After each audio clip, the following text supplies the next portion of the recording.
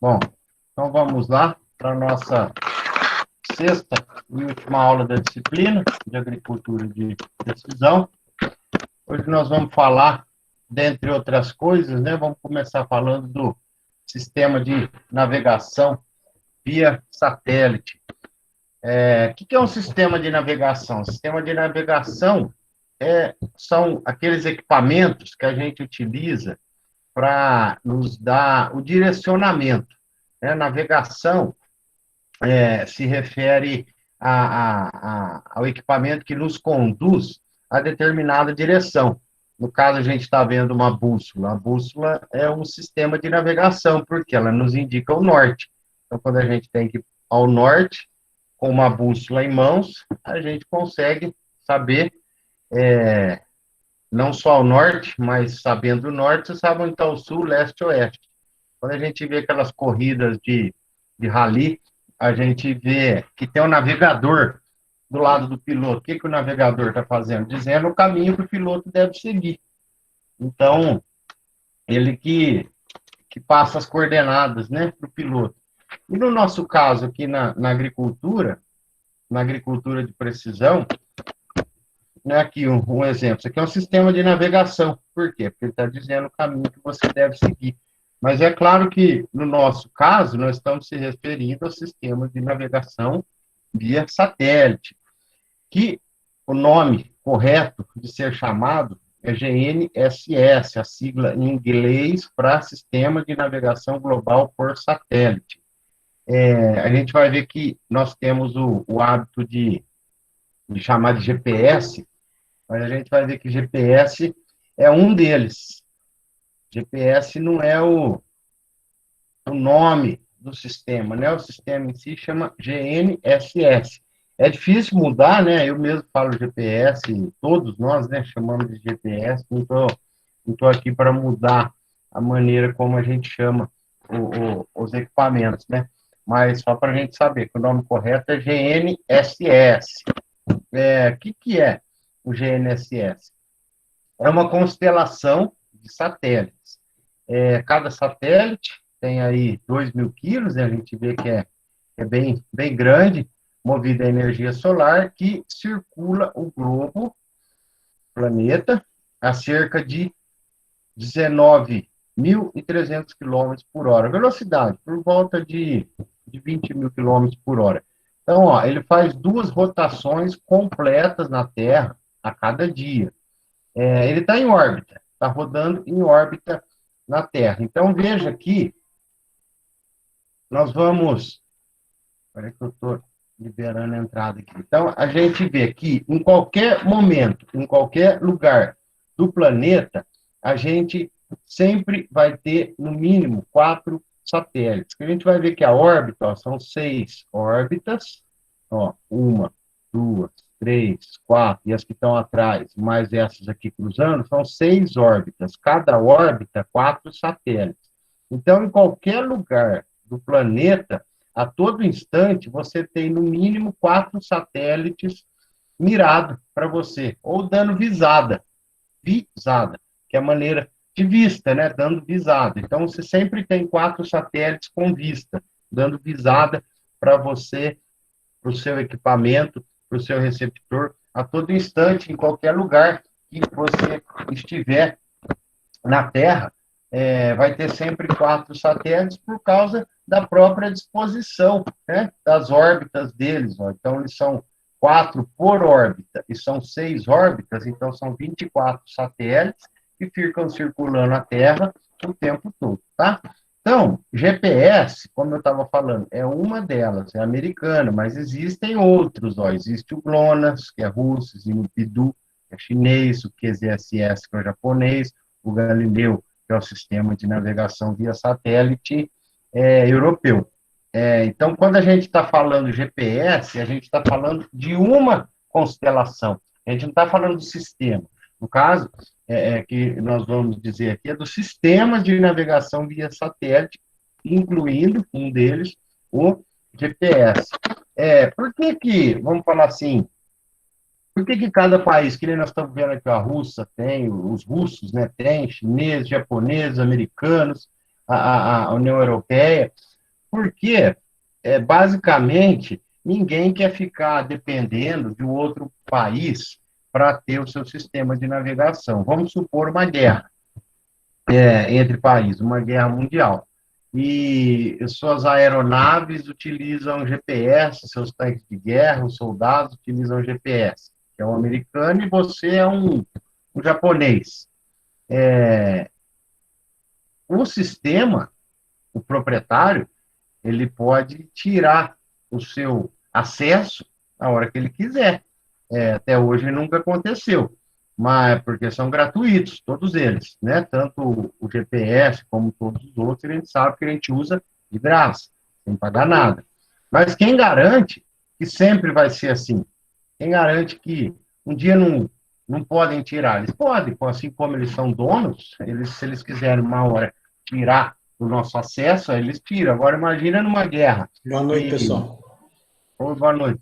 E, numa guerra, e de repente, o, o, o, o seu inimigo tira o seu sinal de satélite. Então, ninguém quer ficar dependendo de outro país para ter o seu sistema de navegação. Dizem até que uma vez, propositalmente, numa guerra, se eu não me engano, do Iraque, os próprios americanos, propositalmente,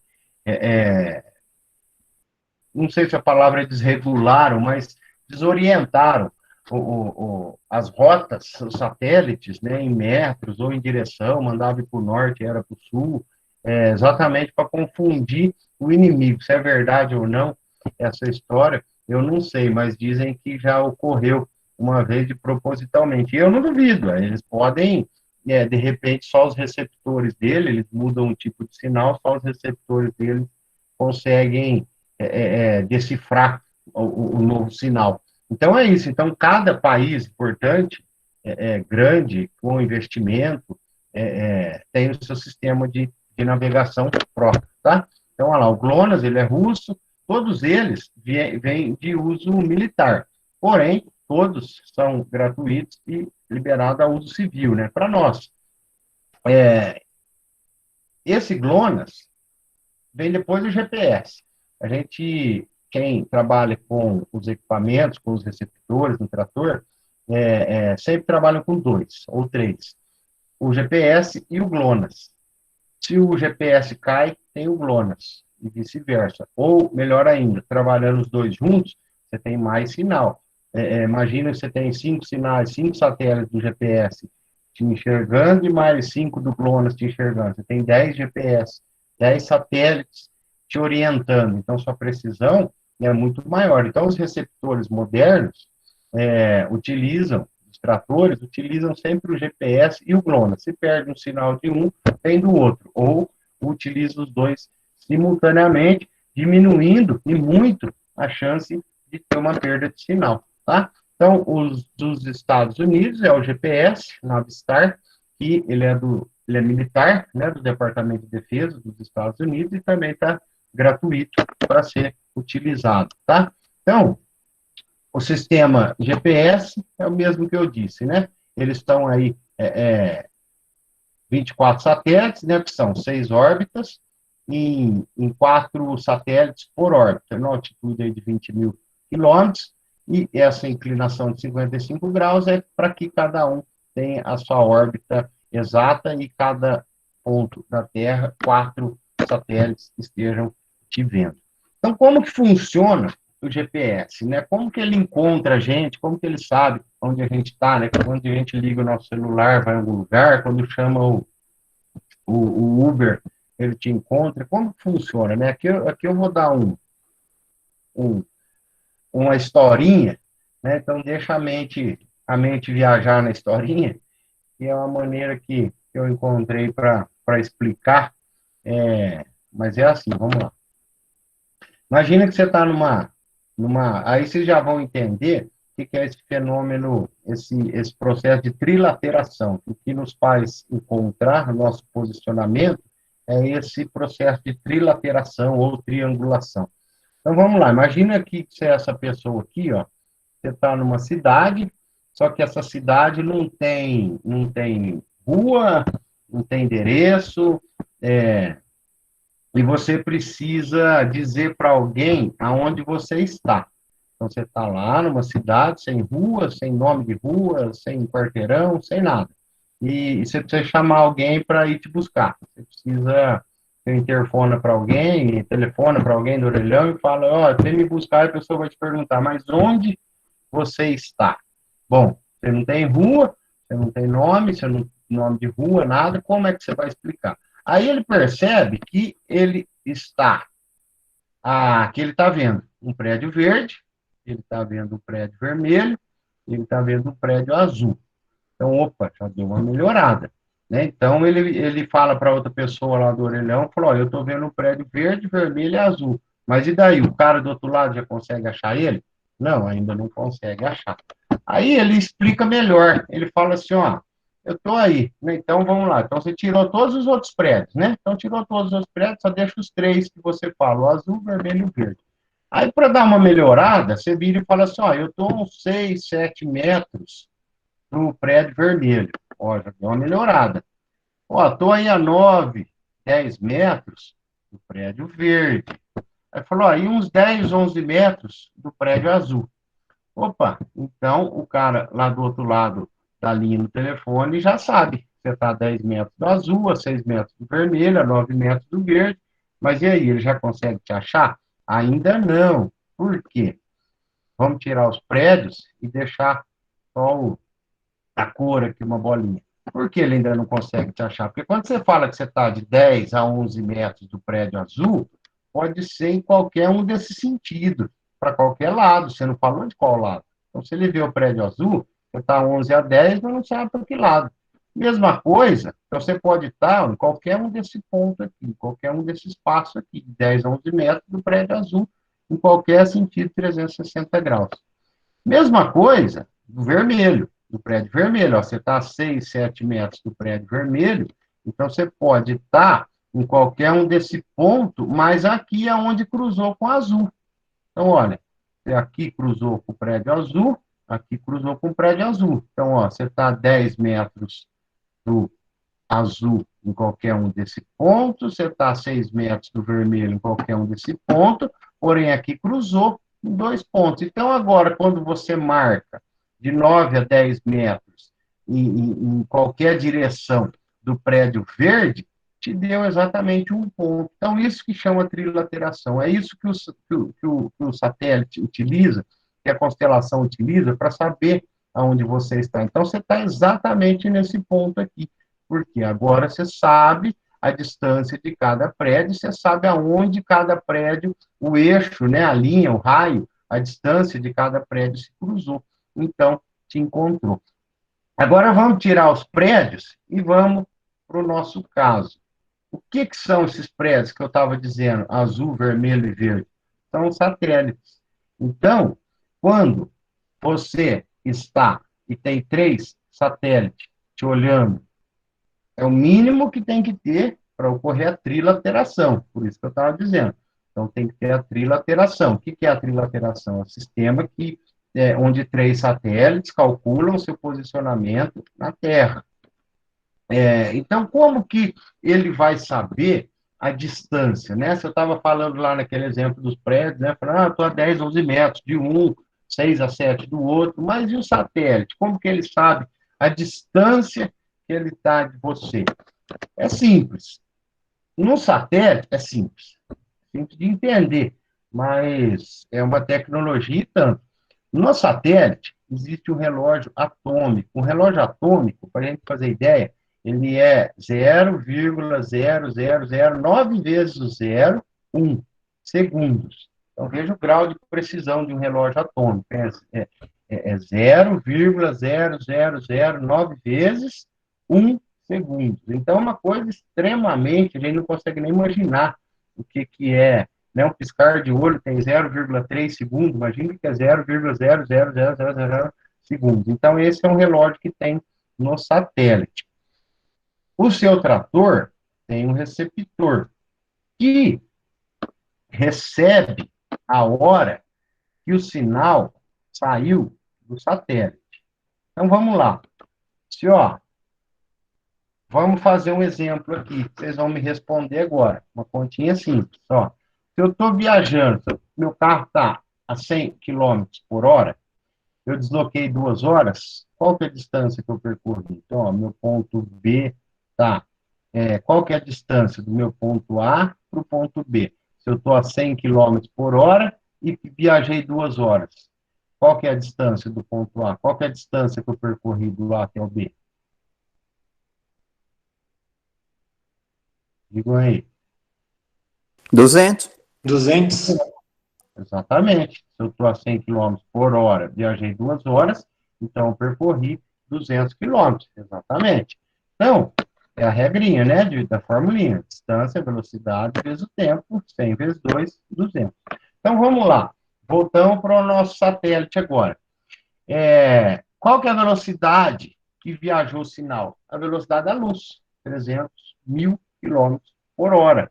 Velocidade da luz. Então, eu tenho a hora que saiu do satélite, eu tenho o tempo que levou para chegar na máquina. Então, ó, eu tenho a velocidade do sinal, a velocidade da luz, 300 quilômetros por hora. Tem o tempo que levou o sinal para sair do satélite e chegar no trator. Então, a mesma coisa. Eu aplico a formulinha, igual nós fizemos ali atrás do carro. Distância é igual velocidade vezes tempo. Então, lá, 300 mil quilômetros por hora vezes 0,6 segundos. Então, diz que você está a uma distância de 18 mil quilômetros do satélite, né? Aqui as contas estão arredondadas, mas você está a 18 mil quilômetros do satélite. Mas um satélite falando isso. Agora, imagina vários satélites fazendo esse cálculo simultaneamente, a hora que saiu do satélite, a hora que chegou na máquina. Então, você faz a velocidade de 300 mil, que é a velocidade da luz, vezes o tempo que levou do satélite até o trator. 4, 5, 6, 10, 12 satélites fazendo essa conta simultaneamente, é o que vai te dar a maior ou menor precisão. É assim que ele te diz aonde você está, assim que ele te encontra, através da distância que você está do satélite. Então, através do sinal que ele manda para o receptor, ele sabe exatamente aonde que você está e ele te dá a sua localização aqui na Terra, tá? Tranquilo, deu para dar uma noção aí de como funciona a localização? Então, isso chama trilateração ou triangulação. Tem uma diferencinha entre triangulação e trilateração, mas o processo é o mesmo. Então, até faço uma perguntinha dessas para vocês lá no teste. É exatamente isso, né? O que é o processo de trilateração? O que é a trilateração? É o processo onde, no mínimo, 3 satélites te diz o seu posicionamento, a sua localização na Terra, através dessa trilateração, que é a distância onde o alvo está, de, no mínimo, 3 satélites que calculam essa distância. Tá? Então, quanto mais satélites, maior a precisão. Quanto mais satélites fazendo essa conta da distância sua, maior a precisão do seu sinal. Agora, por que existem erros? Né? A gente sabe que existem erros. Na agricultura, os erros têm que ser mínimos, mínimos. Né? Quando a gente fala de um erro no celular da gente, que a gente usa lá o mapinha para chegar nos lugares, para encontrar as ruas, nós não precisamos ter precisão do sinal igual a agricultura precisa. Né? Se te der um erro, você tem que virar numa rua. Se der um erro, que nem o celular nosso, ele dá um erro aí de uns 10 metros. Mais, menos. Mas, enfim, vamos pôr uma média de 5 a 10 metros de erro o celular nosso dá. Bom, para nós, para encontrar uma rua, tá ótimo, né? Que se ele mandar você virar 10 metros antes, você não vai virar e bater no muro, né? Então, você já sabe que é a próxima rua que você tem que virar. Agora, na agricultura, se nós estamos falando de um espaçamento entre linha de 5, 6, 7 centímetros, ué, se você errar metros, não tem razão de ser, né? Então, na agricultura, o erro tem que ser de milímetros, 2 centímetros, já começa a ter problema, tá? Então, hoje os equipamentos dão essa precisão de menos de 1 centímetro de erro. Depende, nós vamos ver, de alguns das correções, sinal, tudo mais, que nós vamos falar no decorrer.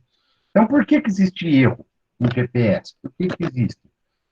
Então, lembra-se que é importante, que tudo depende disso, né? Então, só relembrando que nós acabamos de falar, que cada satélite envia o sinal de rádio lá para o receptor do trator.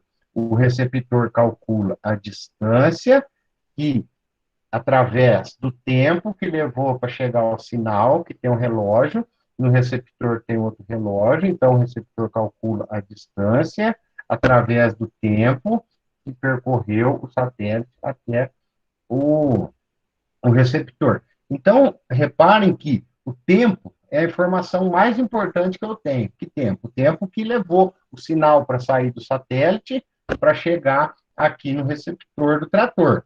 Né? Lembrando que o relógio que está lá é de 0, de nanosegundos, né? 0,9 vezes 0,1. Então, o satélite anda a luz a 300 mil quilômetros por hora, e o satélite tem um relógio de nanosegundos, ele faz esse cálculo. Então, vamos lá. Então, o mais importante é o tempo. Então, vamos lá. Primeiro erro. Os relógios do satélite estarem errados. Veja aqui, ó, essa informação. Se atrasar 3 nanosegundos, 0,9 vezes 0,3, dá uma diferença de 1 metro da precisão aqui na Terra. Então, olha, não é um erro de 1 segundo, é um erro de 3 nanosegundos. Já dá um erro, já dá 1 metro de erro aqui na Terra. Então, o primeiro erro que pode dar é esse: o relógio do satélite está errado, o relógio atômico do satélite. Como a informação do tempo é a mais importante, se ele fala a hora errada que ele saiu do, do, do, do satélite, já vai errar todo o cálculo dele de distância. Segundo erro, erro de posicionamento do satélite. O satélite está fora de órbita, então você acha que aquele satélite, né, no cálculo, o receptor acha que aquele satélite é de uma órbita e ele está fora da órbita dele, então é o erro de posicionamento dos satélites. Veja que são erros que a gente não consegue arrumar, mas a gente consegue corrigir, a gente vai ver. Outro erro que dá é propagação de sinal de rádio, ou seja, imagina aqui chegando na atmosfera, né, tem aquelas camadas, né, estratosfera, ionosfera, que está dentro da atmosfera. Então, imagina se tem alguma barreira, alguma camada grossa aí na atmosfera, na troposfera, por algum motivo que a camada está densa, está grossa, veja que desvia o sinal. Então, ó, o sinal ele deveria ter vindo reto aqui, ó. Então, para ele passar na camada, ele se propagou, ele teve uma divergência na sua rota. Ou seja, o tempo que o receptor do trator vai estimar, a velocidade, a distância que o receptor vai estimar, ele está imaginando uma linha reta, mas ele não foi em linha reta, ele fez uma curva. Ora, se o tempo é tudo, se ele for fora da linha reta, vai levar mais tempo. Então, ele vai levar mais tempo para chegar e o satélite vai achar que ele foi em linha reta, e ele não foi. Isso aqui nos receptores, os mais modernos agora, eles trabalham com duas bandas. Então, quando vê lá L2, é exatamente para, ou seja, cada satélite envia dois sinais para um confrontar com o outro. Então, é banda L1, L2, a gente vê lá nos receptores do cantinho lá L2, os mais modernos têm isso exatamente para corrigir esse erro de propagação de sinal. Quarto erro, multicaminho. Olha aqui, se ele está numa cidade, o satélite, ao invés de ir direto o sinal do rádio, ao invés de ir direto para o trator, para o receptor do trator, ele bate em alguma barreira. Por exemplo, aqui na imagem, ó, ele bateu no edifício. Então, ó, o cálculo ele faz achando que está em linha reta, mas ele fez uma curva. Olha a distância que ele percorreu a mais, o quanto que isso vai atrasar, retardar o tempo de chegada até o receptor. Elas falam assim, mas no campo não tem prédio, mas tem árvore. Né? Então, lá, a mesma coisa, bateu na árvore, antes o sinal do rádio, pegou na árvore, aí veio para o trator. Isso aqui dá interferência no, no, no, no tempo, né? Porque ele percorreu uma distância maior. Quinto erro, diluição da precisão. O que é? Quando os dois satélites estão passando muito próximo um do outro, na órbita vizinha, aonde eles têm, vamos imaginar assim, ó, cada um está na sua órbita. Veja que eles se cruzam em dois pontos somente. Agora, se aproxima eles, aqui, ó, veja que eles cruzam num ponto muito maior. Então, ele está tendo uma diluição da precisão, ou seja, dois satélites que estão muito próximos. Isso aqui lá no monitor aparece essa palavrinha aqui, DOP, né? Quem trabalha aí com receptor no trator, vai ver lá no canto lá, escrito lá DOP e um valor. Quanto menor o valor do DOP, mais preciso você está. Então é isso, ó, porque veja aqui, se o satélite está cada um na sua órbita direitinho, eles só se cruzam em dois pontos estreitos. Agora, se eles se juntam, eles se confundem, porque eles se cruzam em um espaço maior, e isso aí dá erro no sinal. Outro muito falado pelo pessoal que trabalha no campo, com as máquinas, é o fenômeno da cintilação. Esse aqui eu acredito que é o que mais, pelo menos é o mais falado, né, que a gente sempre vê máquina parando por esse motivo.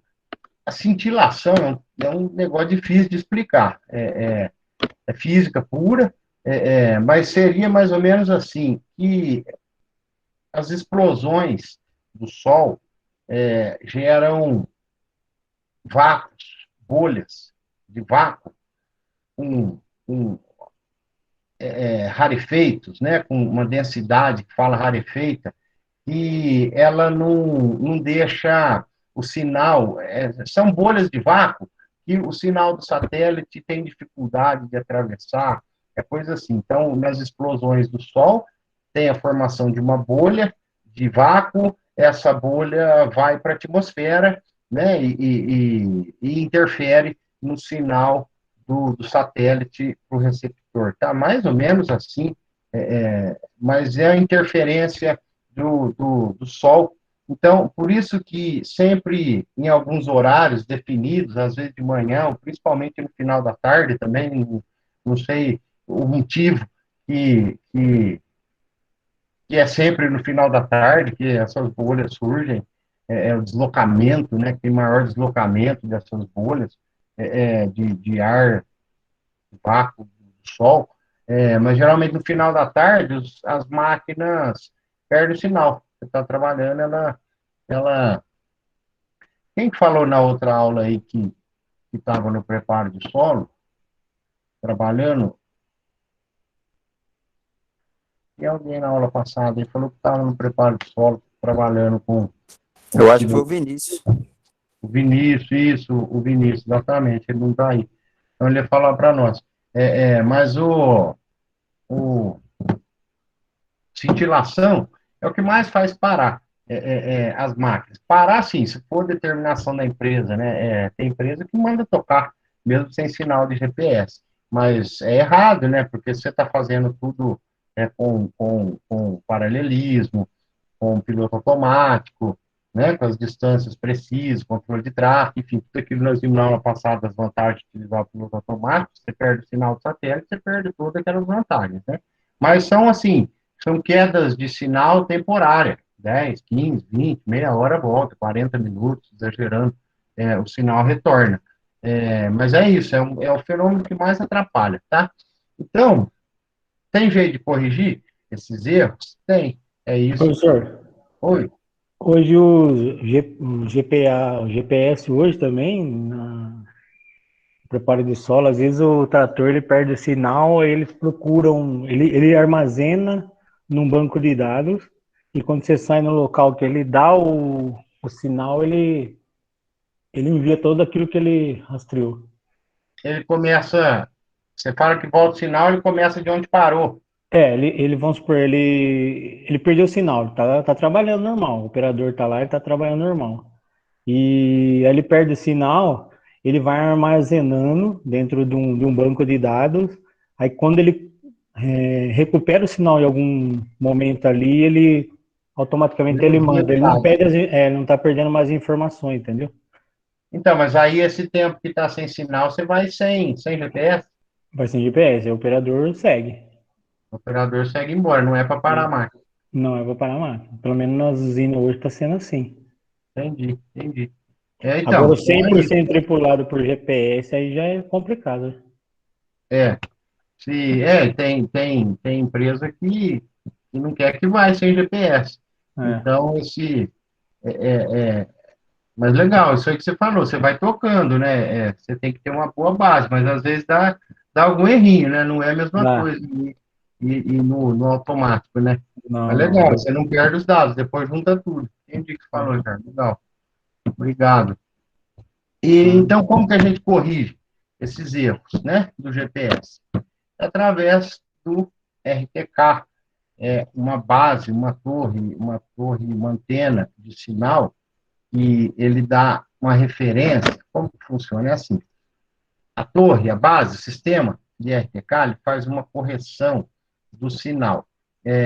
Então, o que ele faz? Ele envia mensagem para o receptor do satélite via rádio, simultaneamente. Então, o satélite manda a distância que o satélite diz onde o trator está.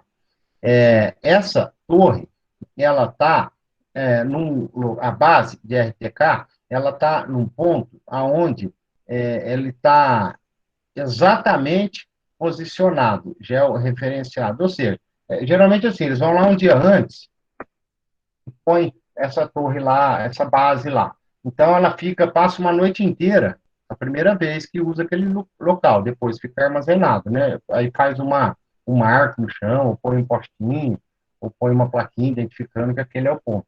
Então fica lá, passa, vamos falar, uma noite, para dar a posição exata, exatíssima, aonde a base de RTK está. Latitude e longitude. Então, agora, o trator tem ele tem uma referência de local. Então, o satélite diz onde você está, lá a 20 mil quilômetros, 20 mil metros 20 mil quilômetros de altitude.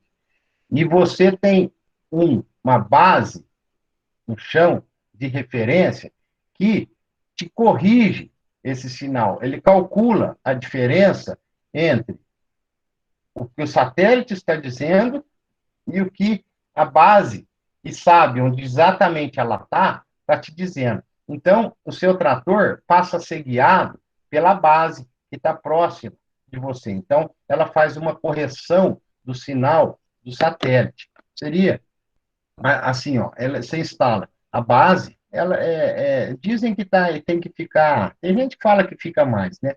Mas o ideal, essa base não pode estar mais do que 15 quilômetros da máquina, né? Então, veja que o satélite envia sinal para a base. A base sabe exatamente o ponto dela, ela já coletou os dados, ela sabe exatamente a latitude e longitude que ela está. Que uma pessoa vai lá um dia antes, instala a base e deixa lá. Então, ela tem a posição exata onde ela está. Aí, via rádio, ela envia sinal para o trator. Então, veja que agora o trator está sendo guiado pela distância da base de RTK que está aqui na Terra. Por quê? Ela corrige o sinal que o satélite mandou e pode ter algum erro de cálculo, e a base de RTK corrige. Porque ela aqui está próxima, né? Fala que está 15 quilômetros no máximo, tem que estar 15 quilômetros do trator. Nós vamos ver que tem umas que estão em torre e tal. Tem repetidora, tem outras opções para não ficar sempre a 15 quilômetros, tendo que levar a base. Mas, então é isso. Então, como ela tem a referência exata dela, ela pega o sinal do satélite e envia a correção para o trator. Então, o satélite para de conversar direto com o trator. Então, ele conversa com o trator e com a base, e a base para o trator. Então, o que o satélite falar de errado, a base corrige, porque a base está próxima e a base sabe exatamente onde ela está. Tipo assim, é, é, O satélite diz que vamos falar que você está na rua 1, no ponto 1. No ponto 1. Aí o satélite diz que você está no ponto 2. Aí você sabe que está um erro de 1. Aí você corrige esse erro de 1 na máquina, né? Ela fala que você está lá 22 graus. Mas você sabe, ela fala que a base está 22 graus. Mas você sabe que a base está 21. Você tem certeza, a base tem certeza onde ela está. Ela sabe que ela está em 21 graus. O satélite diz que você está em 22, que a base está em 22. Então você sabe que o satélite errou 1 grau. Então você corrige 1 grau na máquina. Isso aí dá erro de no máximo 1 centímetro. Né? Chega a dar zero de erro, 0 milímetro. Então, a correção é muito grande. Às vezes fala assim, mas não dá, o sinal dá menos de 1 centímetro. Às vezes a máquina, por algum dificuldade da máquina, às vezes do traçado, às vezes do declive, às vezes do solo, às vezes do preparo, às vezes do solavanco da máquina, né? Fala assim, não, mas a hora que eu estico a trena lá, deu um erro de 2, 3 centímetros. Mas o trator deu um erro de 2, 3 centímetros. O sinal do GPS não dá. Dá zero, né? Dependendo da quantidade de satélite que está fazendo essa conta, ele não dá erro nenhum. De menos de 1 centímetro, 1 centímetro é muito. Então, às vezes dá, mas a máquina, né? Às vezes a máquina passou num lugar instável, às vezes está no declive, às vezes patinou, né? Por outros motivos, a sucação muitas vezes variou um pouquinho, mas o satélite não variou quando tem a base, né? Então, essa é a base. Então, veja que esse trator aqui na frente, ele está trabalhando com esse cara aqui corrigindo. Então, o satélite manda o sinal para a base e para o trator. A hora que o satélite erra aqui, na base, fala que você está 22, mas você está 21, então o satélite errou 1 grau. Então, ele já corrige esse 1 grau aqui na máquina, a máquina continua precisa. Se não tiver a base, o satélite fala que você está 22, mas você está 21, você vai continuar 22, porque você não tem como corrigir. A base tem exatamente para corrigir. Então, veja que aqui é uma antena semelhante àquela antena que fica em cima da cabine do trator. Então, aqui é um sinal, antena via rádio, esse aqui é o receptor, né? Aqui é um receptor do satélite, que é idêntico ao receptor que fica lá na máquina. E aqui é uma antena de modem que conversa com a máquina. Então, isso aqui que diz que tem que estar no máximo 15 quilômetros. Algumas empresas põem repetidoras aqui, desculpa meu desenho, mas aqui se tiver um morro na frente, você põe uma repetidora. Ou então, você já põe uma repetidora direto e ela já comunica direto com o trator. Tem uma outra, que chama RTX, que eu até tirei esses slides, e o RTX é uma. Eu acho que está lá na frente, daí eu já falo o que é o RTX. Na verdade, o RTX é de uma marca da Trimble e você não precisa levar a base. Ela já tem torres que pegam o sinal no globo inteiro. Então, algumas usinas, por exemplo, colocam uma repetidora em cima do morro, então ele pega quase que a usina inteira. E dá certo, o sinal fica aberto, tem gente que rouba até o sinal, tem gente que descobre, usa, você tem lá uma fazenda sua ali e pega o sinal de que não é nem seu, porque é um sinal que fica lá aberto, né? Então tem empresas que fazem isso, que coloca essa base em cima de algum morro e pega, já é bem mais preciso, lógico, né, do que o sinal de satélite, porque está a alguns quilômetros, né? O satélite está a milhares de quilômetros. Então, agora a gente é importante, tem três denominações que fala posicionamento absoluto, posicionamento relativo e posicionamento diferencial. Qualquer um, qualquer outro. O absoluto é aquele que não tem a correção de sinal, não tem a base que corrige o sinal. É aqueles GPS portátil, Garmin, é o nosso celular. Né? Então, por que ele é dito como posicionamento absoluto? Porque ele não tem a correção de sinal que faz que tem a referência, que tem a base de referência, né? Então, aquela base, ela é a nossa referência. Quando a gente fala de posicionamento absoluto, ela não tem essa referência.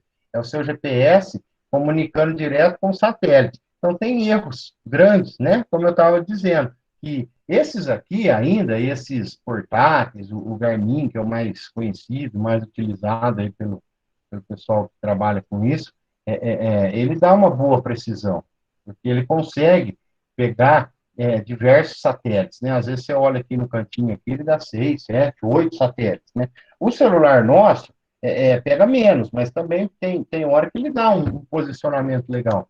Depende do quê?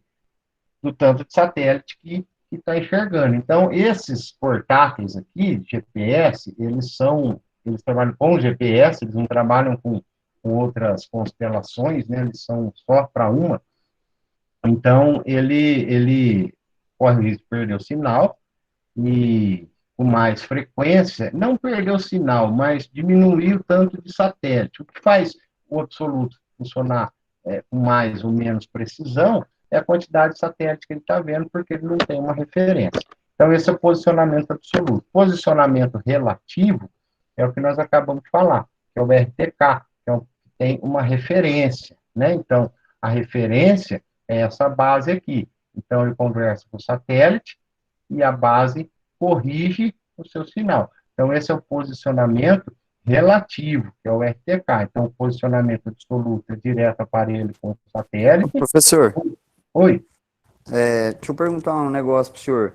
Tipo Sim, assim, o satélite manda sinal pro trator e pro RTK. É sim, isso, né? Aí vamos isso. supor, por algum motivo, o satélite parou de mandar deu lá uma interferência lá, deu uma pane lá, igual o nosso amigo Ricardo tava falando que às vezes acontece. Tipo assim, só que aí o RTK já corrige e o trator continua trabalhando automático, normal. Por causa dessa base de RTK ou ele mesmo assim para? Não, se perder o sinal na base, aí para. Se não chegar no mínimo 4 satélites, aí dá Aí perda de para sinal. também. Aí Ah, para. entendi.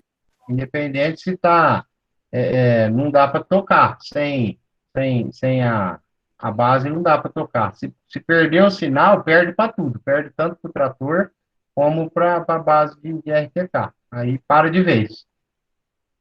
Para funcionar, tem que estar aí no mínimo 4 satélites fazendo esse posicionamento aí. Mas sempre tem mais satélites funcionando.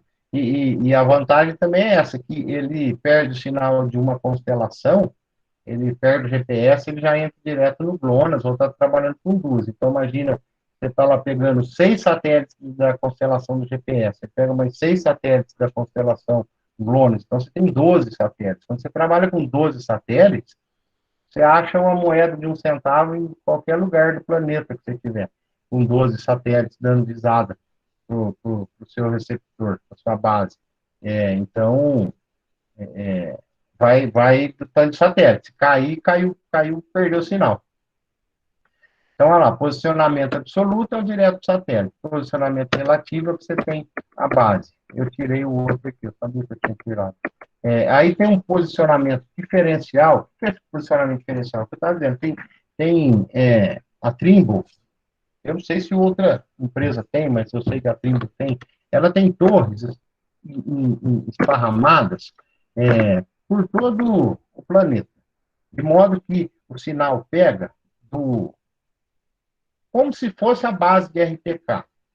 Só que ao invés de você levar a base, tem a, essas torres para o mundo inteiro, que em qualquer lugar do planeta que você tiver, essas torres te acham.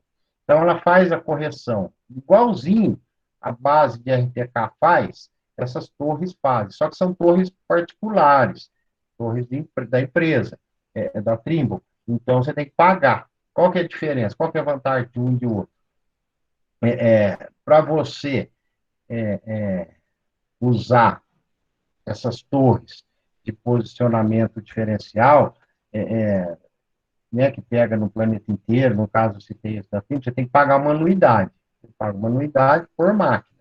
Então, aquela máquina sua pega o sinal da torre. Então, essa torre vai te fazer a correção. Então, você não precisa gastar com equipamento, porque você já está pagando esse sinal para vir, então você não precisa ter a sua base de RTK, você não precisa ter uma equipe para levar a base, você não precisa deixar lá um dia inteiro para pegar a latitude e longitude exata, só que você está amarrado com anuidade, com pagamento. Questão de qualidade é igual, ambos fazem altimetria, ambos têm precisão, ambos guardam na memória o trajeto que você fez hoje, guarda para sempre. Se você faz uma curva de nível georreferenciada, ou com RTK, ou com RTX, para sempre, você tem aquela curva ali. Você pode fazer um preparo de solo, arrancar aquela curva, e você volta no sinal, você vai ter exatamente o mesmo local onde passou sua curva, né? Então, ambos funcionam. Então, um precisa levar a base, precisa ter equipe, mas o equipamento é seu, você não tem que pagar nada para ninguém, só pega o sinal de graça. O outro, você depende de pagar uma anuidade. Eu não sei falar o valor hoje, mas você compensa que você não precisa ficar instalando a base e não precisa ter gente especializada, mão de obra nisso, tá? Então, mas em termos de qualidade, ambos funcionam bem. Tem empresas que põem a repetidora em cima do morro, ligada a uma torre de RTX, dessa empresa que paga anuidade. Aí os tratores conversam com a torre da empresa, da usina, no caso, e está comunicando com a torre da Trimble. Então, aí a empresa faz um acordo, tipo lá, eu vou usar para 100 máquinas, né? Então, a torre da empresa de satélite manda sinal. A torre da empresa de satélite é uma de referência, de posicionamento. Manda sinal para a torre da usina e a torre da usina manda para os tratores. Ou põe para a base de RTK, onde você estiver indo, tá? Então, de satélite, de sistema de posicionamento, eu ia falar isso. Então, tem mais algum comentário? Alguém quer falar alguma coisa? A gente vai mudar o rumo da conversa agora. Então, de satélite é isso. Então, nós falamos como que o satélite encontra a gente, né? Falamos que é um sistema de navegação via satélite, GNSS, que é o nome exato. Nós vimos como que ele nos encontra, que é através do processo de trilateração. Nós vimos quais são os motivos que dão erros no satélite e dissemos como que a gente corrige esses erros, tá? Então, de satélite é isso. Vamos começar um assunto novo dentro da agricultura de precisão, que é o sensoriamento remoto. Eu comentei isso aqui um pouquinho na aula passada, quando a gente falou de utilizar a imagem aérea para fazer a variabilidade espacial, a gente falou de sensoramento. Então, é aquele sensoramento, é o sensor. O que é o sensor? O sensor é o satélite, né? Ele é movido aqui energia solar e ele passa na Terra tirando as imagens. Então, aqui, eles são não geoestacionários. O que quer dizer isso? Ele não fica num ponto fixo sempre em cima da Terra, no mesmo local. Ele está girando em volta da Terra. Esse satélite que a gente viu a foto ali, o Landsat, ele leva 103 minutos para dar uma volta na Terra. Então, em 24 horas, ele dá 14 voltas na Terra. Veja só a velocidade, hein? Então, ele não é... Quando fala que é geoestacionário, ele roda junto com a Terra. Quando é não geoestacionário, a Terra roda assim, ele está rodando mais rápido que a Terra, que é o caso desse Landsat, que é o que tira aquelas imagens, por exemplo, lá do Google Earth que a gente viu. Então, num dia, ele dá 14 voltas na Terra. A cada 103 minutos, ele dá uma volta na Terra. E cada passada, portanto, a velocidade da Terra é de 3.000 km por hora. A Terra gira 3.000 km por hora. Então, entre uma passada e outra, a Terra está rodando. Entre uma passada e outra do satélite, dá 3.000 km de distância uma da outra. Aqui, ó. O satélite passou aqui, tirou essa imagem. Aqui é uma imagiada do satélite, tá? Então, aí ele deu a volta, foi lá para trás e a Terra está rodando. Ele deu a volta, voltou aqui a 3.000 quilômetros de distância. Então, lembra lá quando eu falei lá do que tem lá no Google Earth, tem aquelas imagens que às vezes uma está muito nítida e a outra está ruim de ver. Uma está muito clara, a outra está mais apagada. Um mato está grande, o outro mato está baixo. Por quê? Por conta disso aqui, ó. O satélite, ele é um satélite. que tira, não é igual, aqui não é uma constelação igual lá do GNSS. Aqui é um satélite, o Landsat é um satélite.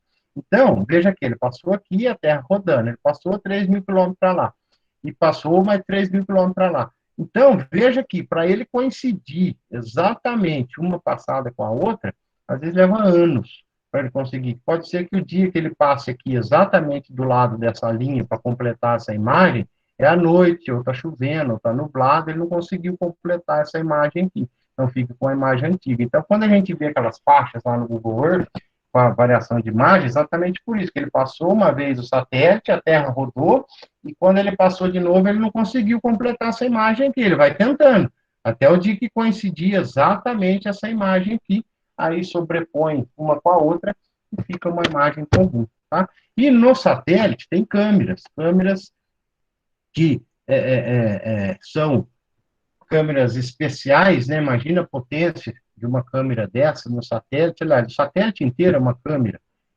aonde ele tira 3 fotos por vez. Uma foto do lado vermelho, veja que aqui chegou a imagem pelo objetivo. Então, aqui, ó, tem o primeiro jogo de filtro, né? São os filtros de Cruyff que fala. Então, entrou aqui, ó, veja que a luz verde entrou, bateu no filtro e desceu para o sensor, que na verdade é um cartão de memória, vamos falar assim, daqui, que é o verde. O infravermelho, ele passa reto, o filtro não pega ele passa reto. E o vermelho, a outra inclinação do espelho pega o vermelho, então o vermelho entrou aqui, bateu, subiu, passou no outro filtro e ficou armazenado no cartão de memória de vermelho. Então, olha, tem um cartão de memória de vermelho, um cartão de memória de infravermelho, um cartão de memória do verde. E com essas 3 cores, ele consegue fazer tudo o que a gente precisa de imagem, tudo que a gente precisa para calcular a estimativa de produção, que nós vamos ver que é uma das coisas que a gente utiliza na agricultura de precisão, a estimativa de produtividade através de fotos de satélite. Por quê? Lembra aqui que nós falamos que a imagem de satélite é o vermelho, verde e infravermelho. Tem uma coisa na planta, chama assinatura espectral, que é assim, a planta,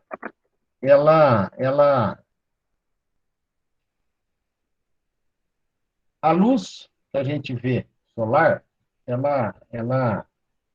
a gente não enxerga a olho nu, mas ela é um conjunto de cores, né? Que cor? De infravermelho, vermelho, verde e azul. A planta enxerga essas cores de maneira separada. A planta não enxerga uma luz só como a gente. A planta ela enxerga os comprimentos, recebe os comprimentos de onda diferentes. Isso chama assinatura espectral. Eu já volto a falar um pouquinho disso ali na frente. A resolução, a qualidade da imagem depende do quanto de resolução que aquela câmera do satélite tem. Então, tem satélite que tem uma resolução de 1 por 1, né? Esse satélite aqui, por exemplo, tem uma resolução de 1 por 1. Então, ele nos dá visão para enxergar, ele dá um campo de visão bem menor, só que ele nos dá com mais precisão. A gente vê que aqui tem uma rua, aqui tem outra rua. Ainda não está bom, mas a gente consegue detectar.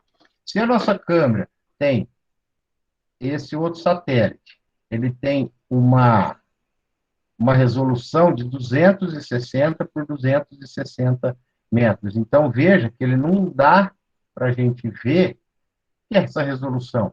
É a imagem, de 260 por 260 metros. Então, veja que aqui não dá uma resolução para a gente a ponto de enxergar a cidade, enxergar a rua. A gente vê que aqui tem um rio, a gente vê que aqui é uma região, que a parte do estado de São Paulo, Rio de Janeiro e Minas. Então, a gente vê que o Rio de Janeiro está aqui, São Paulo está por aqui, mas a gente já não diferencia.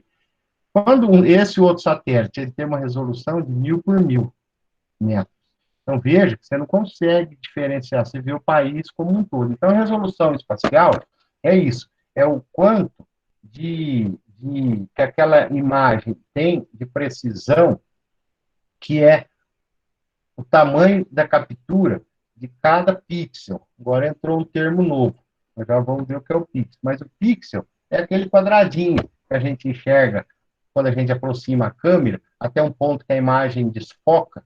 Então, aquele é um pixel. Igual aqui, ó, vê um satélite de resolução 1 por 1, um satélite, aqui, ó, resolução 1 por 1. Então, você vê detalhes. Aqui o satélite de resolução, é que eu não estou conseguindo ver aqui, de resolução um pouco menor, mais baixa. Olha aqui, ó, de menor mais baixa, como vai ficando a imagem, vai embaçando. Então, isso aqui, ó, é um pixel. Isso aqui que eu digo que é a medida. Quanto maior, quanto mais pixel tiver na imagem, maior a sua resolução. O que é que eu estou falando de pixel, né?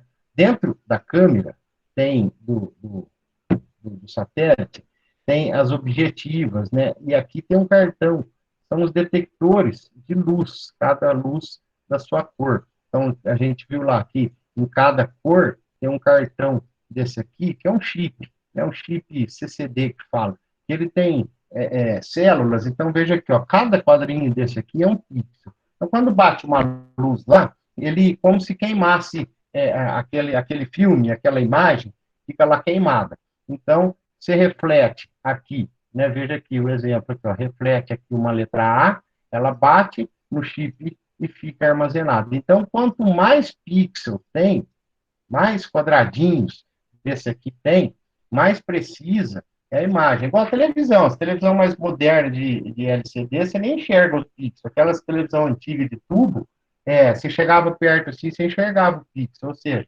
ela tem essas TVs novas, quando você vê lá 1.600 pixels por 800. Ou seja, numa linha assim, tem 1.600 desses quadradinhos aqui, ó, que diferencia a imagem por 800. Então, quanto mais pixel, mais qualidade fica, né? E isso, para nós fazermos o trabalho nosso dentro da agricultura de precisão, é fundamental.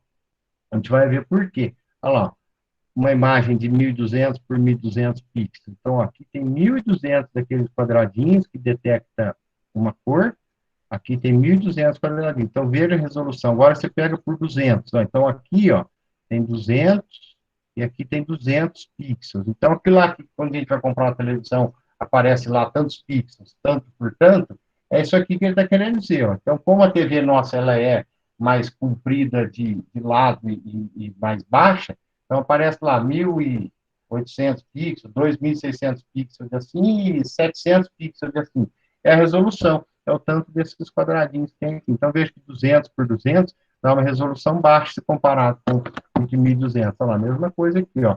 Pega um de 36 por 34 pixels, você vê quase que um vulto aqui. Agora, um de 175 pixels de assim e 163 pixels de assim, ou seja, tem mais daqueles quadradinhos que detectam a diferença de cor, a gente tem mais precisão na imagem, né? Então, olha lá, então um pixel é isso aqui, ó, um pixel é um quadradinho desse aqui, ou seja, cada quadradinho desse aqui, ele não tem nada a ver com o quadradinho do vizinho, ele detecta aquela cor para ele. Então, bateu uma cor aqui, e ele detectou que é um marrom. Nesse pixel do lado, detectou que é um verde. Então, esse pixel é separado desse, cada um detecta a sua cor.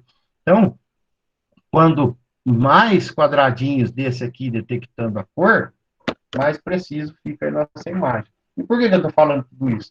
Porque, imagem de satélite com baixa resolução nos dá uma imagem assim, ó, a gente vê tudo picadinho, ou seja, cada pixel aqui.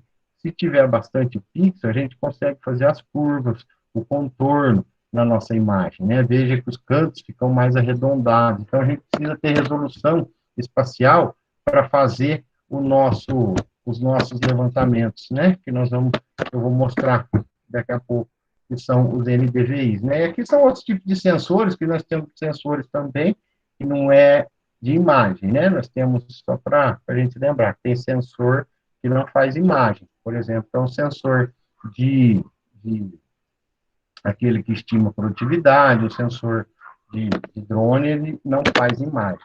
Então, isso que eu estava falando das imagens, por quê? Aqui entra um outro termo que quem for trabalhar na agricultura de precisão vai ouvir falar muito, é o NDVI. O NDVI é uma sigla em inglês quer dizer, a tradução dela é meio esquisita. Índice de vegetação da diferença normalizada. Mas calma lá. De forma prática, ele analisa a condição da vegetação do campo através do sensoriamento remoto. Então, o sensoriamento remoto, a gente já sabe o que é, são as imagens que vêm do satélite, quanto mais resolução, melhor a qualidade, e com maior resolução, a gente consegue fazer uma estimativa melhor da produção. O que é esse tal do NDVI? Né? Então, o NDVI, ele analisa como que aquela cultura, como que está nível de saúde, né, nível de sanidade que está aquela planta. Então, ele mede a atividade de fotossíntese, né? Então, vamos fazer assim, vou mostrar a imagem. Uma planta, quando ela está saudável, né, que nem veja aqui, ó, aqui é uma folha morta, uma folha estressada e uma folha saudável. Quando a planta está fazendo bastante fotossíntese, ela está produzindo bastante. Então, a fotossíntese está ligada com a produção, com a produtividade. A planta gosta da cor vermelha. Quando ela está fazendo bastante fotossíntese, ela está absorvendo bastante luz vermelha. Aquilo que eu comecei a falar lá atrás. A planta não enxerga a luz como a gente, uma cor só. A planta enxerga as diferentes cores chegando.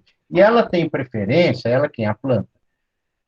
Para fazer a fotossíntese na folha, a folha tem preferência por uma cor, que é a vermelha. A planta quer, ela absorve preferencialmente a luz vermelha para fazer fotossíntese.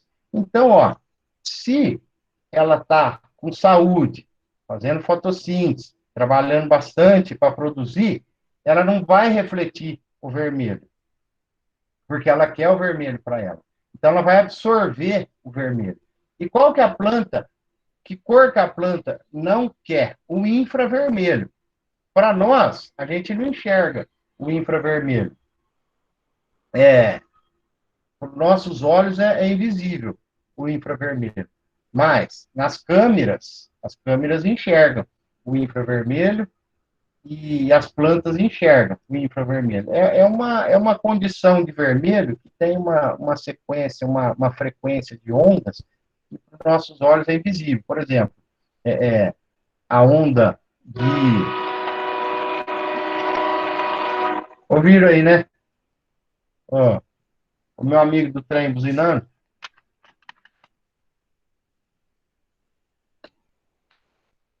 Então, imagina assim, tem... É para avisar mesmo. É para avisar que ele está passando. Em São Carlos, o trem passa no meio da cidade. E aqui no meu escritório aqui fica o quê? Uns 50 metros da linha. Ah, entendi. Professor, Então, aqui em assim... Aguaí também. Hã? Aqui em Aguaí também. O trem passa no meio da cidade. Em Baté Aguaí? também. É. Eu moro Você tá em no... Aguaí, Murilo? Estou em Aguaí. Legal. Você tá em Ibaté, cara? Não, o seu Ricardo, você Baté. sabe, então, né? Passa É. dentro da cidade aí. Isso aí. Então, que eu estava falando, tem ensinar ondas que a gente não enxerga, que nem o micro-ondas, né? Micro-ondas é um nível de onda que nossos olhos enxergam, mas é uma onda, é um raio de onda de frequência magnética igual ao raio solar. A onda de rádio, a gente não enxerga, mas é uma onda igualzinha à onda do faixa de luz, só muda a frequência, né? A frequência e a amplitude, né? O que é? Amplitude é a altura da onda. Frequência é o quanto que ela mexe. Aí que a gente lembra também, né? Frequência modulada. O que é frequência modulada? As ondas do rádio FM, frequência modulada. Então, o rádio FM, por que a antena nossa detecta? Porque o rádio FM ele tem uma frequência que aquela antena é feita para captar, que é modulada, por quê? Que é um padrão. Então, ela tem uma frequência modulada, FM, a gente não enxerga, mas é aquela exatamente a distância que a antena da FM pega. E tem a amplitude. Desculpa, isso, assim, é a amplitude. A distância que o raio sobe e desce, é a amplitude modulada, que é o AM, a rádio AM. Amplitude modulada, AM. FM é frequência modulada, ou seja, o quanto, é o hertz, é o quanto que aquela onda se mexe por um intervalo de tempo. Então, é frequência modulada. FM a gente não enxerga, mas as antenas enxergam. Micro-ondas é a mesma coisa, a gente não enxerga. A onda do micro-ondas, a tampa do micro-ondas não tem uns furinhos. A onda do micro-ondas é um pouquinho maior do que aquele furinho que tem na tampa do micro-ondas. É um pouquinho maior, aquele furinho é um pouquinho menor que a onda, por quê? Porque a onda não consegue passar lá, né? O furinho está aqui assim, a onda vem e bate, então não atravessa, não vai para fora. Porque se a onda do micro-ondas atravessar a tampa, é perigoso para nós. Então, por que eu estou falando tudo isso? A planta enxerga as diferentes ondas de cor. A planta não quer a cor infravermelho. A planta quer a cor vermelha. Ela não faz muita questão com o verde, tampouco com o azul. Então, quando aquela câmera do satélite tira uma foto e está refletindo bastante infravermelho, quer dizer que a planta está saudável. Então, a estimativa de produção vai lá em cima. Se a planta não está absorvendo o infravermelho, é sinal que ela não está fazendo uma fotossíntese boa. Então, ela está estressada, então joga a estimativa de produtividade lá para baixo. Quando a folha está morta, ela não absorve nenhuma. Olha lá, não absorve nenhuma. Então, você sabe que a folha está morta. Então, aquela estimativa de produtividade, que é o tal do NDVI que nós estamos falando, ele calcula exatamente o quanto de infravermelho que está retornando e o quanto de vermelho que está sendo absorvido. Por que a gente enxerga a folha verde? Porque a planta reflete a cor verde, porque ela não quer a cor verde para fazer fotossíntese. Então, ela descarta, ela reflete a cor verde. Então, é por isso que a gente enxerga a planta de cor verde, porque ela está refletindo a cor verde. A gente não enxerga a planta de vermelho porque ela está absorvendo o vermelho. O infravermelho a gente não enxerga mesmo. Então, o NDVI faz esse cálculo, ó. Essa formulinha aqui, ó. O nível de infravermelho menos o vermelho, dividido pelo nível de infravermelho mais o vermelho. Se dá, então, esse exemplo aqui, ó, 50% de reflectância do infravermelho e 8% de reflectância do vermelho, o que está querendo dizer? Ó, ela está refletindo bastante o infravermelho, que ela não quer quando ela está fazendo fotossíntese, e está refletindo pouco do vermelho.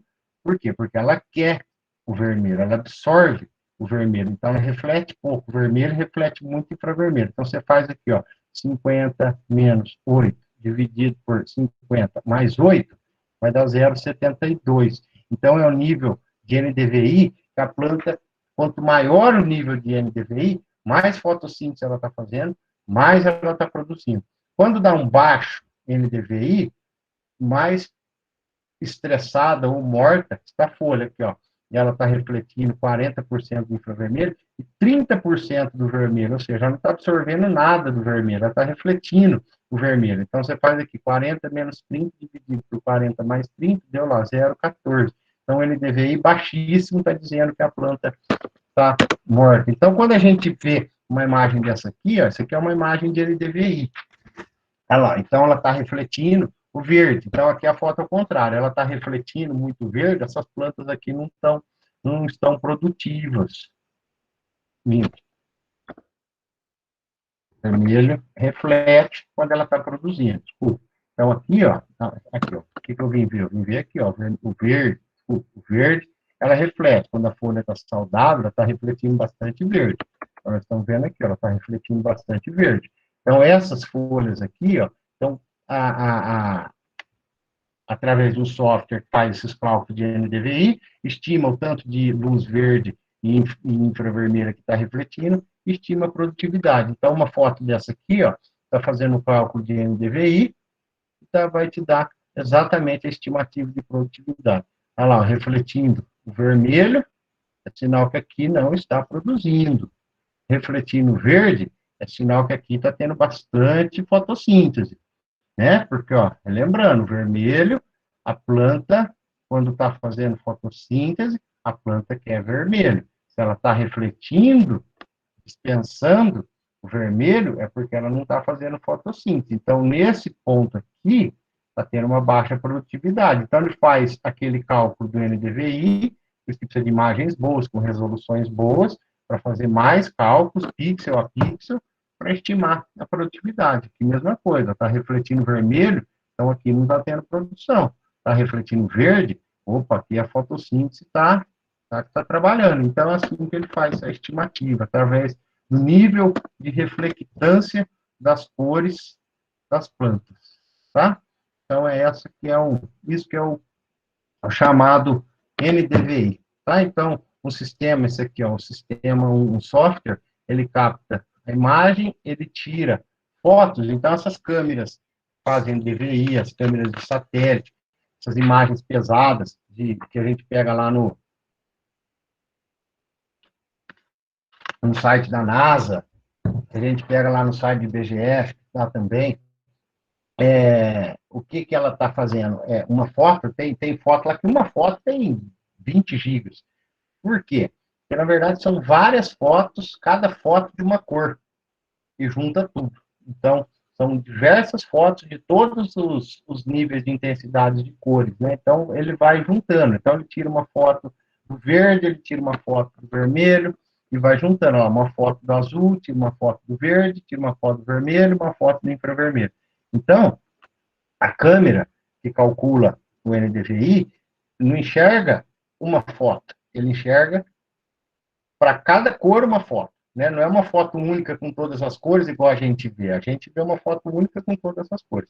Agora, o sistema de câmera do satélite para fazer o NDVI, por isso que as fotos são pesadas, ele tira uma foto para cada nível de cor, tá? Então, para estimar, aí ele junta as cores, para estimar o NDVI, joga lá no software, né? Então, aqui, ele separa onde ele quer fazer a estimativa de produção, separa as áreas, e aí ele estima a produtividade em cima disso. Tá? Então, você monitora a lavoura, você vê se está com seca, você consegue detectar qualquer nível de dano, estima a produtividade, faz os mapeamentos, enfim.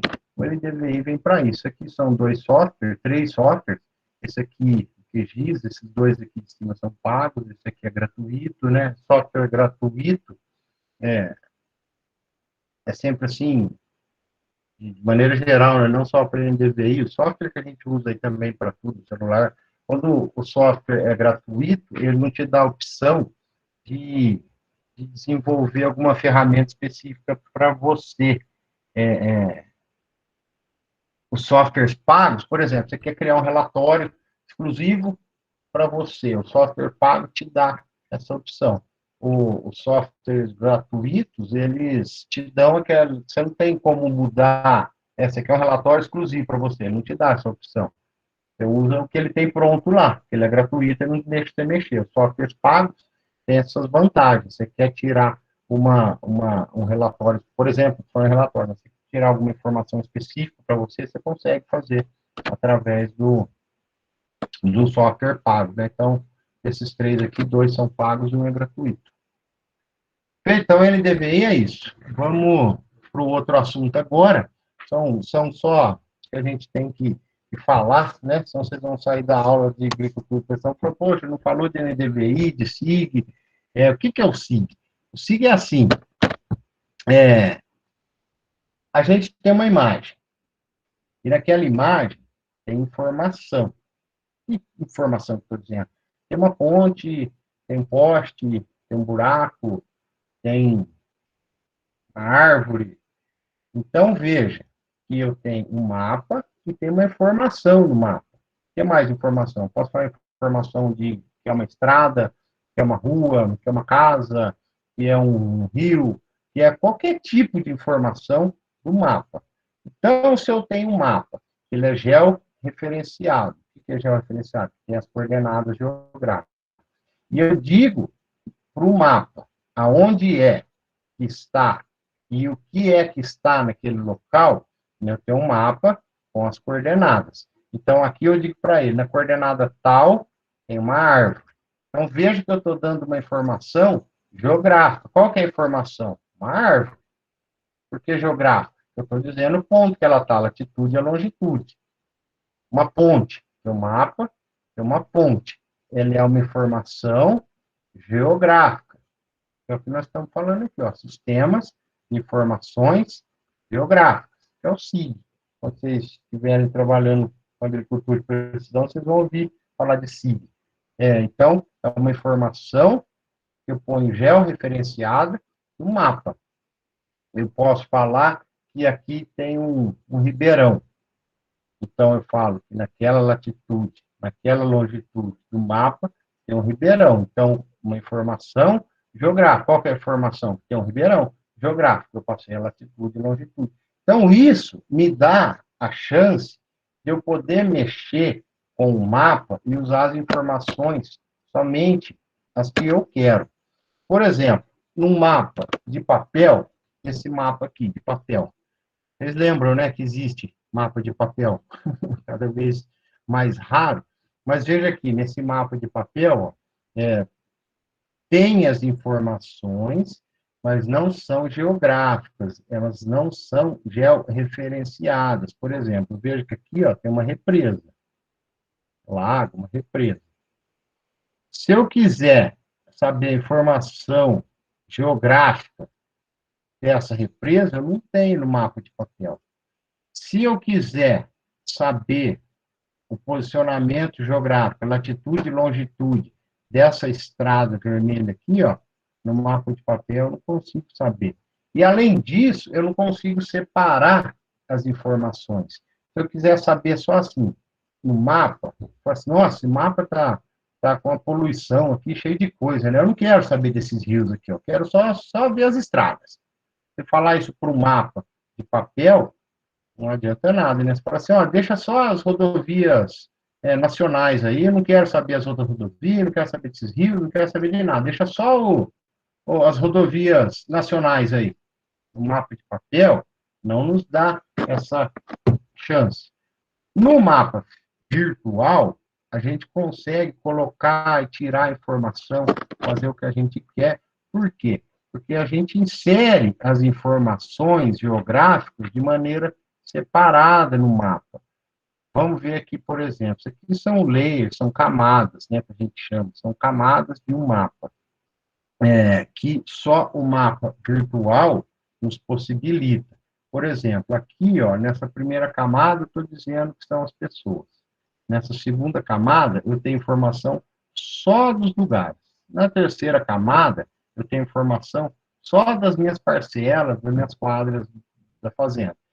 Nessa quarta camada, eu tenho informação de relevo, como que é o relevo. Na quinta camada, eu tenho informação de como que eu estou usando o solo, e esse é o mundo real. Então, veja o que eu fiz aqui com o mundo real. Eu dividi entre as pessoas, eu separei os lugares, eu dividi entre o uso do solo. Isso aqui no mapa de papel, eu não consigo fazer. No mapa virtual, graças ao SIG, Sistema de Informação Georreferenciada, eu consigo separar essas informações. Por exemplo, aqui, ó, no QGIS, né, eu fui dando print screen, a gente vai vendo. Pegou a imagem do estado de Minas Gerais, lá no IBGE. Então, vem aqui, abrir e peço o mapa. Está aqui o mapa do estado de Minas Gerais. Esse mapa aqui, ele está georreferenciado através do QGIS, ele está georreferenciado, tem as coordenadas, latitudes e longitudes deles. Então, vem aqui, ó, eu clico aqui e peço para colocar os municípios. Olha lá, colocou os municípios. Só os municípios. Aí eu venho aqui, ó, eu desclico nos municípios e clico aqui em represas. Não, em rios. Então, ó, descliquei aqui os municípios, cliquei em rios. Apareceu só os rios, saiu os municípios. Aí eu cliquei aqui, ó, só as represas. Descliquei rios e cliquei em represas. Apareceu as represas. Aí eu peço para as MGs, aqui, as rodovias, MGs. Então, ó, aparece. Então, ó, eu tirei represa, tirei rio, tirei os municípios e deixei só as rodovias MG. Então, aqui, apareceu só as rodovias MG. Aí eu peço só os municípios. Aparece só os municípios. Ou seja, aí eu quero os municípios e as rodovias. Então, eu clico municípios e rodovias. Eu quero município, rodovia e a divisa do estado. Eu quero tirar o que eu tirei aqui? Aqui eu tirei os municípios. Tirei os municípios. Aqui eu pus os municípios e tirei enfim, vocês estão entendendo o que eu estou fazendo? É isso, ó, eu estou tirando as informações, coloco uma que eu quero, põe uma camada, tiro o município, põe represa, tiro represa, põe rio. No mapa de papel, isso é impossível. No mapa virtual, é possível, por quê? Porque eu tenho informações georreferenciadas. Então, se eu quero saber aqui, então, tá vendo lá, vou tirando, eu tiro estrada, deixo só o limite, ponho os rios de Minas, agora eu pus as represas de Minas, aí eu dou um zoom aqui nas represas, por quê? Porque aqui está tudo georreferenciado, sei onde está cada uma delas.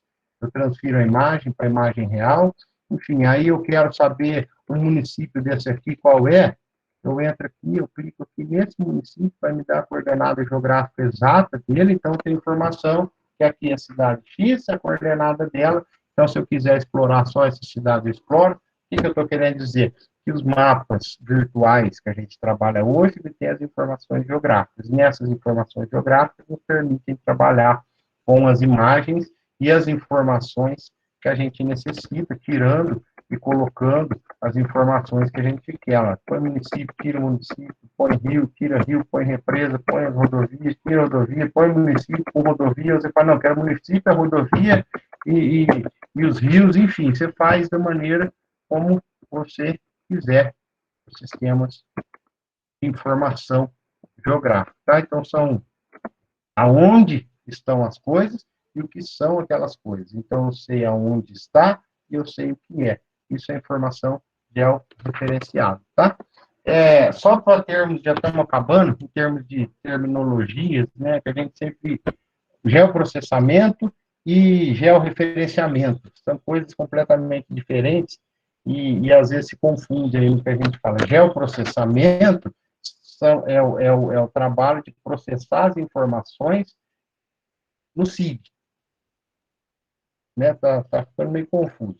Mas é assim, aquele processo de falar que tudo aqueles pontinhos lá é o município, eu estou fazendo um processamento de informações geográficas. Estou processando as informações. Então, eu quero dizer que todas aquelas linhas azuis lá são rios. Então, eu estou fazendo um processamento de informações, qual a informação que aquilo é um rio geográfico, o local que está aquele rio. Então, isso a gente chama de geoprocessamento, tá? Que aí seriam as informações nos mapas. Então, isso é geoprocessamento. E o georreferenciamento, que não tem nada a ver com o geoprocessamento, o georreferenciamento é aquele que faz, agora é obrigatório fazer, o mapeamento, georreferenciamento do imóvel rural. Ou seja, você define o limite, né? Todo que é proprietário rural tem que fazer o CAR, que é o cadastro rural, aonde ele tem que apresentar na escritura do imóvel, no cartório, e lá regularizar o seu registro, e tem que fazer o contorno. Isso aqui, ó. Então, você é o proprietário dessa parte aqui, ó. Você é o proprietário disso aqui. Então, você tem que ir lá e fazer o georreferenciamento, ou seja, você contrata lá o topógrafo, o cara do georreferenciamento, ele vai te falar, te processar exatamente essas informações dos seus limites aqui, ó. A sua latitude e longitude desses pontos aqui, e levar no cartório, para o seu imóvel estar regularizado. Hoje, todo imóvel rural tem que ter o georreferenciamento, tá? É uma maneira que o governo encontrou de controlar as informações, por quê? É aqui que ele vai pegar o que você tem de APP, qual que é sua área de reserva legal. Então, é a maneira que o governo encontrou de ter as informações, né? Então, quando você vai entregar o seu georreferenciamento, ou quanto você tem de APP, você mede a sua reserva legal, você leva a imagem e fala assim, é simples assim? Não, assim, para fazer o georreferenciamento é assim, então eu falo assim, você não tem reserva, né? Que nem, por exemplo, eu falo assim, essa reserva aqui não é minha, eu vou lá medir e vou falar que é minha. Não, por quê? Porque se essa linha sua coincidir o mesmo ponto né? Vamos falar lá, o seu vizinho veio aqui medir. Então, essa é a sua área, seu vizinho veio aqui e comeu o mesmo pedaço da área sua aqui, ó. O cadastro não passa. Se bater, se coincidir um georreferenciamento, se coincidir a mesma latitude e longitude que a do seu vizinho, o seu cadastro não é aceito. Não é aceito. Vai ter que retornar e refazer. Tá? Então, se você disser que essa app, essa reserva é sua, o seu vizinho também falar que é dele, alguém vai ter que ir lá corrigir, tá? Então, se ele sobrepor a imagem, o georreferenciamento dele, se ele comer um pedacinho da linha sua aqui, o cadastro dos dois não é aceito. Então, fala assim, e se eu não fizer esse cadastro? Né? Porque aí o governo vai me pegar, né, com eu fazer as minhas reservas, minhas app, minha reserva legal, vai saber como é que eu estou. Se você não fizer, você não consegue vender o produto, né, fazer nota, você não consegue financiamento, você não consegue vender, você não consegue nada com banco. Por quê? Porque hoje o cadastro rural, incluindo o georreferenciamento, é obrigatório, para tudo. Então, você está clandestino se você não fizer o CAR. Então, tudo que você precisar, você não vai conseguir. Você quer fazer o financiamento de uma máquina. Sem o CAR, você não faz. Então, fala assim, mas então eu tô lascado. Se eu não tenho minha reserva legal e eu tenho que ir no meu imóvel rural, mas o governo, se você for espontaneamente se apresentar dizendo que você não toma multa, porque eles entendem que você agiu de boa fé e é a mesma coisa, se devolver uma arma, você não vai preso, mas se a polícia te pegar com a arma, você vai preso, se você não tiver direito a usar a arma. Então, o georreferenciamento do cadastro rural é a mesma coisa. Se você comparecer para registrar, mesmo sem ter a sua app ou sem ter a sua reserva, mas você se apresentou voluntariamente com um plano de recuperação da reserva ou uma averbação em outra área, né, que você não necessariamente tem que estar com a sua reserva, ou sua app sim, mas a reserva legal não precisa necessariamente estar no seu imóvel, você pode averbar em outro imóvel. Então, se você chega lá, a sua área está irregular em termos de reserva ou de app, mas você se apresentou com o erro e o seu projeto de recuperação, aí você não é multado. Se descobrirem que você destruiu sua reserva legal, aí você está enrolado com uma baita multa, e sem o CAR, sem esse registro, você também não consegue, sua propriedade está clandestina. Então, isso aí veio com o novo Código Florestal, junto com o cadastramento rural. Tá? Então, georreferenciamento é isso, é o cadastramento do imóvel através do, do referenciamento do perímetro da área. Geoprocessamento é quem faz o SIG. SIG são as informações que estão no mapa. Então, a gente não aprofunda, a gente tem que comentar que isso existe, né? Muitas vezes foge um pouquinho do nosso dia a dia de trabalho aí, e fala, nossa, isso... Mas muita gente, alguém da agrícola vai trabalhar com isso. Alguns alunos nossos vão trabalhar com isso, e empresas, tem gente trabalhando com isso, então, às vezes, a gente foge um pouquinho do nosso dia a dia, mas são informações que, dentro da agricultura de precisão, são fundamentais. E por isso que a gente comenta, não aprofunda em nenhum assunto, tem cursos específicos, o próprio CPA tem tem um curso de agricultura de precisão, aonde aprofunda mais nisso aí, né? Tem uma aula prática lá do curso, faz um georreferenciamento com satélite, né? O professor leva lá para fazer um georreferenciamento, faz um geoprocessamento, enfim, de tudo, né? Quando a gente faz um curso específico é diferente, né? Quando a gente faz de drone, vai mexer com drone, aqui ele só comentou, né? Então, por isso que a disciplina chama, eu já estou fazendo encerramento da disciplina, por isso que o nome dela é Noções de Agricultura de Precisão, porque agricultura de precisão na faculdade é um ano inteiro de matéria, tem cursos aí de 2 anos de nível técnico, curso de 2 anos de agricultura de precisão, então a gente em 6 aulas, a disciplina diz, noções de agricultura de precisão. Então, a gente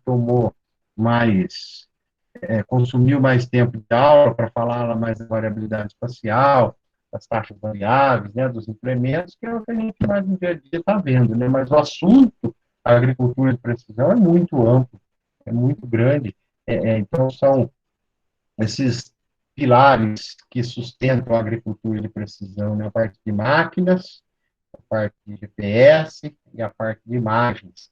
E o aprofundamento dentro de cada um, né? A parte de imagens, aí entra o geoprocessamento, o georreferenciamento, a parte de GPS, aí entra os receptores, entra os satélites, entra os sistemas de correção, enfim, o sistema de máquinas, de taxa variável, entra a adubação, enfim.